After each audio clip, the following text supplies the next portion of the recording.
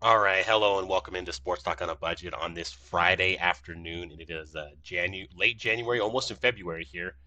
Getting some snow again here up in Utah. It's been a snowy night, snowy day. Been a lot of snow in the last couple of weeks, but hey, Utah is supposedly in a drought, so the snow is nice. So definitely can use some more snow. Work from home, so I don't have to drive in it, so that's pretty nice. But obviously, championship weekend this weekend, a lot of sports going on, a lot of big topics. Let's go ahead and move into that and dive into the topics of the show. So I will get into championship weekend, but my first topic of the day is going to be actually in Major League Baseball. And Major League Baseball, actually, the Baseball Writers Association of America has their Hall of Fame and only voted in one Hall of Fame member, and that is Scott Rolen. And that leaves a lot of people asking the question, as well as me: Is Scott Rolen a Hall of Famer? Does he deserve to be in the Hall of Fame? I will get into that in my first topic, and then my second topic is going to be my Ultimate Championship Weekend preview. Going to preview both the AFC and NFC Championship game, break down the key matchups, some of the key factors in the game, and then I will ultimately pick the winner in both games as well. So, with all that being said, let's go ahead and dive into the show. So, as I mentioned in the opening, the first topic is going to be about the Baseball Writers Association of America Hall of Fame and Scott Rolen being the Hall of Famer and the single only person to get voted into the Hall of Fame this year. And like I said, a lot of people are asking the question, as well as me: Is Scott Rolen a Hall of Famer? Does he deserve to be in the Hall of Fame? Let's go ahead and look at his numbers and break this down. So Scott Rolen was a very good player, very good defensive player for both the Phillies and the Cardinals. He played in some other spots, but those are the most memorable spots that he played for. Started with the Phillies and then ended with the Cardinals. His numbers aren't great, but they're not terrible. He was a 281 career batting average, 2,077 hits, and then he has 316 home runs, 1,287 RBIs. He was a seven-time All-Star, eight-time Gold Glove winner. He won the Rookie of the Year in 1997, and then obviously won the World Series in '06 with the St. Louis Cardinals. So the numbers aren't terrible, but when you think about the Hall of Fame, and especially me, you think about greatness, like someone who transcended the game, who was someone that you watch the game, you turn on a game, or there was games on, you're like, no, I have to get to a television to watch this guy. I have to get to a television to watch Ken Griffey Jr., or I have to get to a television to watch David Ortiz. Guys like that, guys that transcended the game. I had to get to a television to watch Greg Maddux, Tom Glavine, John Smoltz, just that Braves team alone. That starting rotation alone, you had to get to a television basically every game they played because every one of their starters was unbelievable, and they're all already in the Hall of Fame. And for me, obviously, I watched a lot of baseball, and I watched a lot of games that Scott Rolen played in. Obviously, I'm a Red Sox fan. The Red Sox beat the Cardinals and Scott Rolen in the '04 World Series, swept them. But like I said, Scott Rolen was a very good player, really good defensive third baseman. I think that's really what got him in the Hall of Fame was his defense numbers. Eight-time Gold Gloves kind of speaks for itself. That's an impressive stat. Eight-time Gold Glove winner. Because if you look at his offensive numbers, they're really nothing to kind of go on about, to kind of talk about. Like I said, 316 home runs, 1287 RBIs, 281 career batting average. Nothing to write home about at all. But like I said, the eight-time Gold Glove is huge. Seven-time All-Star. I don't really count All-Stars, Pro Bowls, All-Stars in the NBA, MLB, Pro Bowls in the NFL because there's a lot of guys that have made a decent amount of All-Star games and Pro Bowls that I don't really consider Hall of Famers. And sometimes it's a fan vote, sometimes it's the player vote, sometimes it's the coach's vote, and there's always some kind of bias there. And sometimes people don't show up to All-Star games or don't want to go or get hurt, so they're alternates, and the alternates always um, get the Pro Bowls and the awards and the All Stars on their on their list of achievements. So don't really count that as much. But like I said, eight-time Gold Glove. They only give out one Gold Glove at each position. So eight times he was the best third baseman in the league. That's pretty impressive, or at least the best third baseman in the National League. That's pretty impressive. And then for me, the toughest thing that to look at with the Baseball Writers Hall of Fame is just kind of how biased it can be. And I don't love that you're only voted on, and this has been the entirety of the Baseball Writers Hall of Fame. It is solely voted by baseball writers. There's no player votes, no coaches votes, nothing like that, scout votes or anything like that. It is voted strictly on the baseball writers. And baseball writers can be emotional. A lot of times they won't vote for a guy because he didn't treat them well. He wasn't nice to them in press conferences. He wasn't nice to them in interviews and things like that. And they won't vote for a guy because of that. But you got a guy like Scott Rolen, stand-up guy who was always pretty much nice in press conferences, always nice in interviews, was never really mean to a media member or anything like that. So that goes a long way to kind of help his case with just some of his pretty good numbers, not great numbers. But I also look at this and just look at the people he got in over this year. Todd Helton, you kind of splitting hairs with Todd Helton and Scott Rolen. They're pretty much the same player, just at different positions. Obviously, Todd Helton played first base, Scott Rolen played third base. Billy Wagner, who's been on the ballot for a while now, hasn't gotten in. Andrew Jones, which a lot of people consider one of the best defensive center fielders of all time, had more home runs, had more hits than Scott Rolen, and had actually more Gold Gloves as well. Gary Sheffield, more hits, more home runs, better batting average. But Gary Sheffield kind of has the little bit of a steroid cloud. He was named in that infamous Mitchell report. He never tested positive, nothing like that. And then Gary Sheffield is a guy that didn't treat baseball writers and columnists and things like that the greatest. He wasn't the nicest guy in press conferences. He wasn't the nicest guy in interviews and things like that. And like I said, that sticks out to these baseball writers. And that is the difference sometimes between a guy getting enough votes to reach that 75% that he needs to get into the Baseball Hall of Fame and a guy not getting that amount of votes because this writer just remembers this guy. Oh, I remember I interviewed this guy. He was a jerk. He was an asshole to me. I don't want him to get in. He's close. He's right on the borderline. So he's not a no brainer because there's obviously jerks. Like a lot of people say Ted Williams and Joe DiMaggio were jerks back in the day, but obviously you're not going to vote for them for the Hall of Fame. But even some people left them off their ballot because of how they treated him, even some baseball writers did. So it's a totally inexact science there, and I don't love. And then the last one was actually Carlos Beltran. Carlos Beltran has more hits, more home runs than Scott Rolen. So just to look at Scott Rolen's kind of case in totality, let's look back at kind of what I think got him in. What I think got him in was the defensive numbers, 8-time Gold Glove. Obviously, the World Series helps, but was he the best player on that World Series team? No. Was he a top five player? Probably. Probably. But I mean, you don't think about the '06 Cardinals and automatically think, okay, Scott Rolen. You probably automatically think, oh, Albert Pujols, a young Yadier Molina, Chris Carpenter, Adam Wainwright was young. You probably think those guys first, David Eckstein, Jim Edmonds. You think those guys first, and maybe Scott Rolen ends up in the people you mentioned, but he's probably not the first three or four people you mentioned. And in my opinion, that's a Hall of Famer. You think of their team, you think of their championship team, and boom, they're either the first or second guy out of your mouth that you're thinking about that team. Probably not the case with Scott Rolen. Like I said, he got in because of the Gold Gloves. Decent numbers, not great, but pretty decent numbers. Longevity, he played for a while. And then obviously he was a stand-up guy. He was a stand-up guy, was always nice to every writer that he came in contact with. He was always nice in press conferences, in interviews, all things like that. And as I mentioned, that shouldn't really play much of be much of your case for the Hall of Fame. But when you're Hall of Fame for your sport, and this is basically the oldest professional American sport, at least out of the big professional American sports, maybe outside of golf, in America, which is baseball. Baseball was actually America's pastime. People still consider it that, but it's kind of fallen off the wayside a little bit. But that sport is solely voted on the writers. You have no player vote, you have no coaches vote, you have no current or active or whatever player vote. I know that it's been like this for almost 100 years. The Hall of Fame came out in the 1930s, so it's almost been 100 years, and it's always been voted on by the baseball writers, and it probably always will.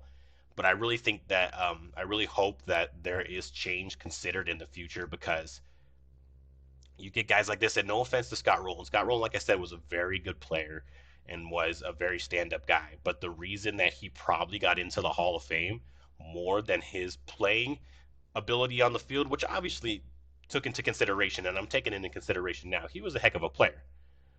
But what pushed him over the edge between being a good player, like a very good player, to being a Hall of Famer was his attitude and the way he treated the writers. And they remembered him that way. They remembered every time they asked him for media availability, every time they went to his locker after the game, every time he went to a press conference after the game. He was always nice and forthcoming and very nice and respectful to those baseball writers. Now, I think all athletes and professional athletes should be that way, but it's just not the case. There's guys that that's just not who they are. It's not in their DNA. Or you catch a guy after a tough game, you catch a pitcher after he gives up 3, 4 home runs. Yeah, they're not going to be very nice. You catch a position player after he struck out 3, 4 times and maybe had an error in the field. He's probably not going to be the nicest to you. So like I said, hats off to Scott Rolen. Congrats on getting in the Hall of Fame. I think it's still borderline Hall of Famer, but there needs to be a change with the Baseball Writers Hall of Fame. It should not be all up to the baseball writers. Let's get some other kind of categories in there. Maybe a player vote, maybe a coach's vote. The people who were around and played alongside these people. That being said, let's go ahead and move over to our second topic and our final topic of the show, and that is going to be my NFL Conference Championship preview. We're going to go ahead and we're going to start in the NFC. And obviously, the NFC is the 49ers at the Philadelphia Eagles. And currently, the Eagles stand at a 2.5 point favorite in this game. This line stayed pretty even. I want to say it opened up at Philadelphia -2 and then went up to Philadelphia -2.5. Not a huge move, but still a decent sized move. But just some of the keys and things that I want to pay attention to in this game. First thing for me is, can this Eagles team, who was the number 2 ranked rush defense, who was the number, I think, 11 or 12 ranked pass defense, but they lead the league in sacks. They have 70 sacks on the season. The next best team has 55, and that's the Kansas City Chiefs. So they lead the league in sacks by 15 sacks. Can that play a part, and can they rattle Brock Purdy, who obviously is 7-0 in his career as a starter so far with the 49ers? Can they rattle Brock Purdy, get him to make some mistakes, maybe get him to throw it into tight coverage, force the ball down the field, and maybe turn it into some turnovers? That will be a big key to the game, because Brock Purdy has played pretty much mistake-free football. He hasn't played great, but he hasn't played terrible, and he's played mistake-free, and he's done enough with that roster of San Francisco to make sure that they're winning the games and that he is not messing it up. So that is a huge kind of factor for me. And then if you flip over to the 49ers side, and can this 49ers defense slow down this Eagles offense? This 49ers defense, what the Eagles love to do is run the ball on offense. That's what the 49ers are great at. They're ranked number 2 in rushing yards per game. So they're number 2 ranked rush defense in the league. So can they slow down that Eagles offense and make them more one-dimensional and make them pass the ball more? Now, Jalen Hurts has improved a lot as a passer since he's gotten to the NFL, but can he pass consistently and win the game when the running game isn't there, when he's not able to run the ball as well, when he doesn't have, Miles Sanders and Kenneth Gainwell to lean on to run the ball for him? Obviously, he has two stud wide receivers in A.J. Brown and Devontae Smith, a very good tight end in Dallas Goedert as well, and they have one of the best offensive lines in the entire league. Jason Kelce, All-Pro center, Lane Johnson, All-Pro left tackle. So they have kind of the formula to go up against this San Francisco 49ers rush defense and still run the ball on them, because they have that good of personnel, both in the running back and quarterback area and in the offensive line. But I really think Jalen Hurts is going to have to win this game with his arm, because that's where San Francisco can be susceptible. San Francisco is the 20th ranked pass defense.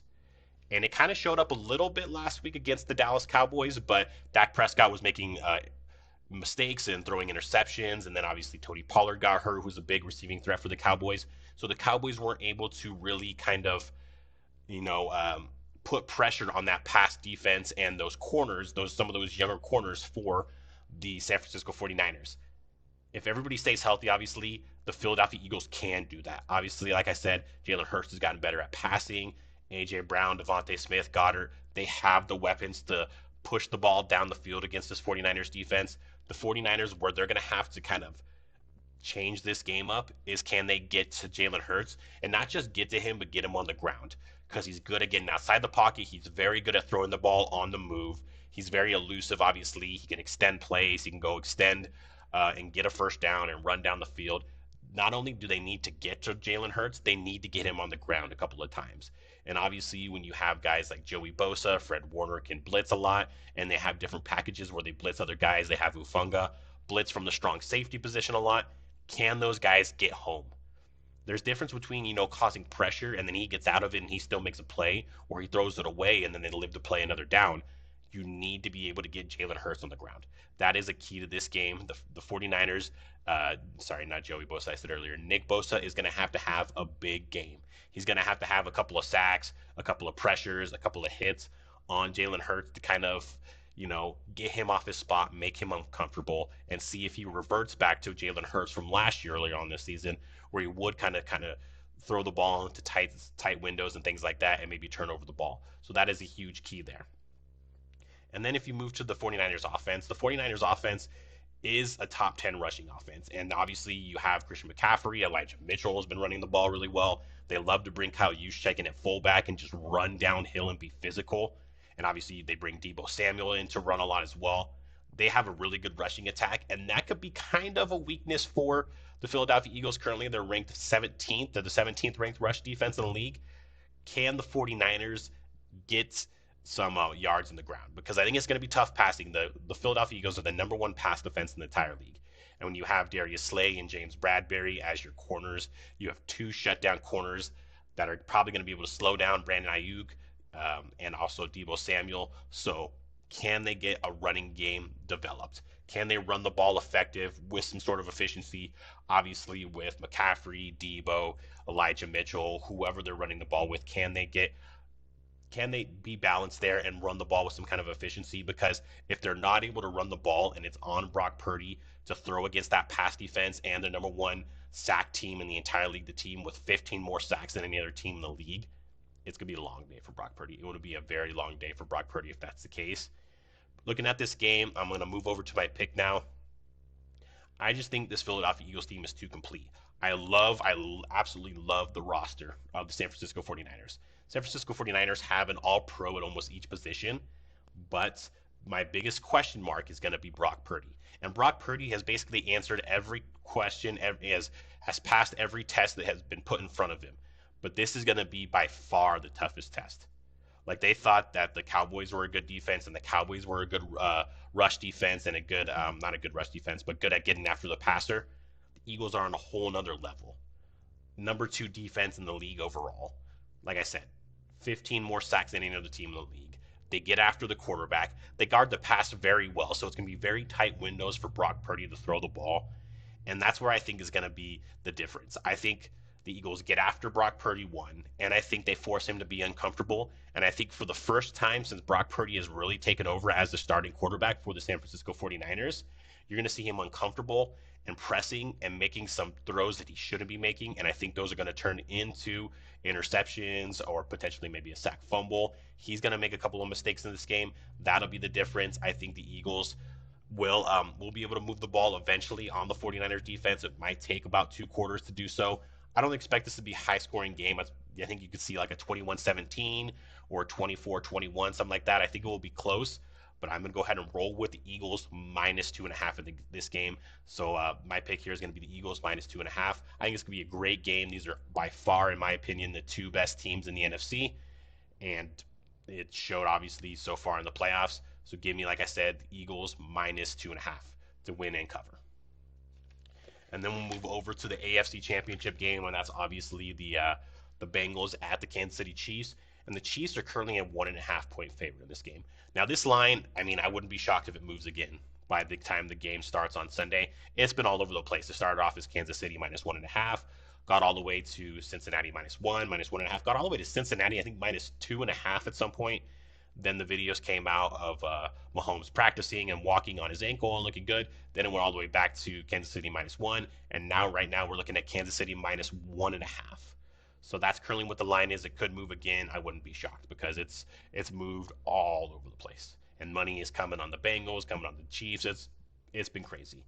But obviously, the biggest question mark going into this game, what everybody is talking about, is how healthy is Patrick Mahomes' ankle. Obviously, he suffered a high ankle sprain last Saturday in the game against the Jacksonville Jaguars, and you could tell he was limited. Now, he was still good enough. He's probably about 75-80%, but 75-80% of Patrick Mahomes is better than like 90% of the quarterbacks in the NFL, if not higher. So he was still able to be effective against the Jacksonville Jaguars, but the Jaguars defense is not going to bring that same kind of pressure and is not on the same level as the Cincinnati Bengals defense. And that is my next question mark. Does Cincinnati decide to kind of go after Patrick Mahomes and test that ankle. And I'm not just saying with just rushing because they can get after the quarterback with just their front four with Hendrickson and Hubbard.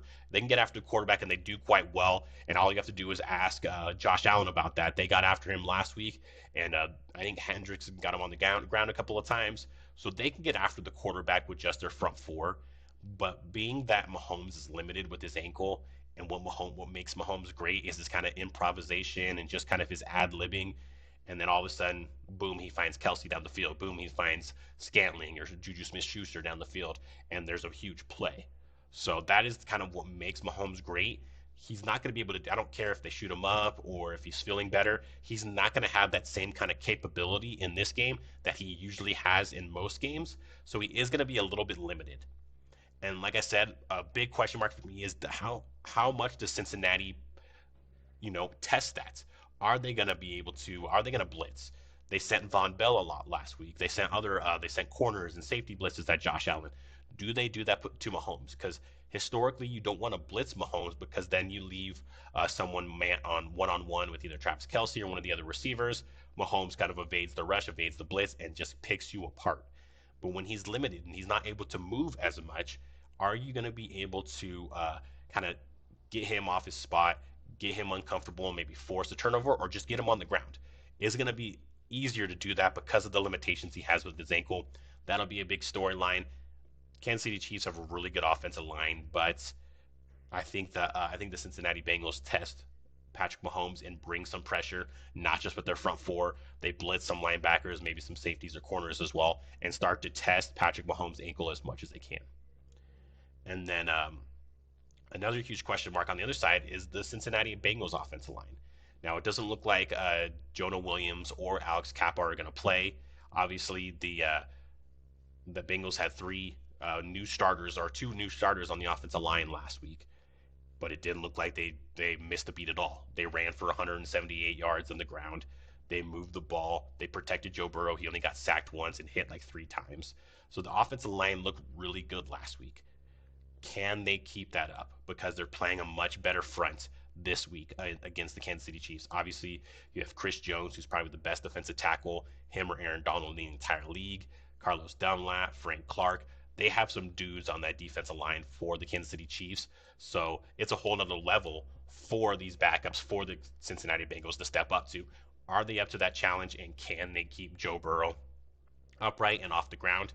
But what I think is going to be more important is the game plan for the Cincinnati Bengals.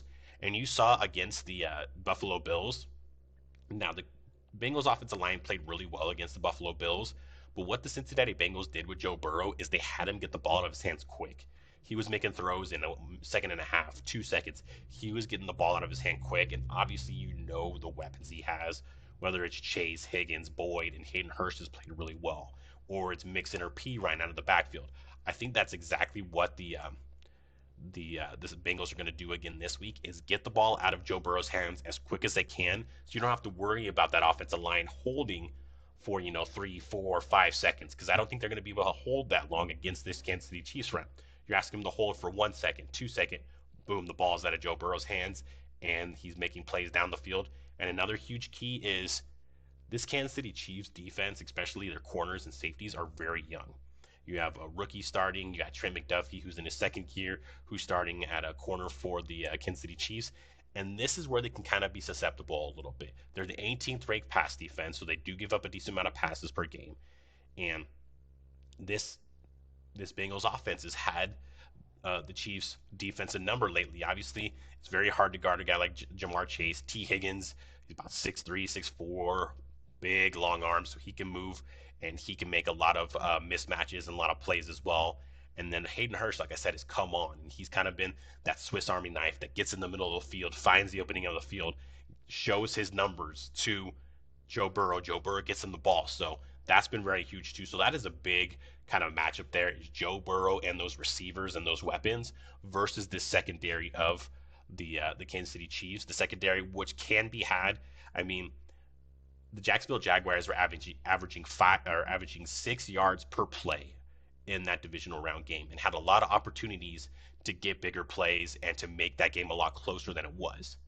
And I'm not gonna lie, the Cincinnati Bengals Obviously, better quarterback. I love Trevor Lawrence, but Joe Burrow's a better quarterback right now, and better weapons. I kind of like the weapons for Jacksonville, but they're not on the level of Cincinnati's weapons, who may have the best receiving weapons in the entire league.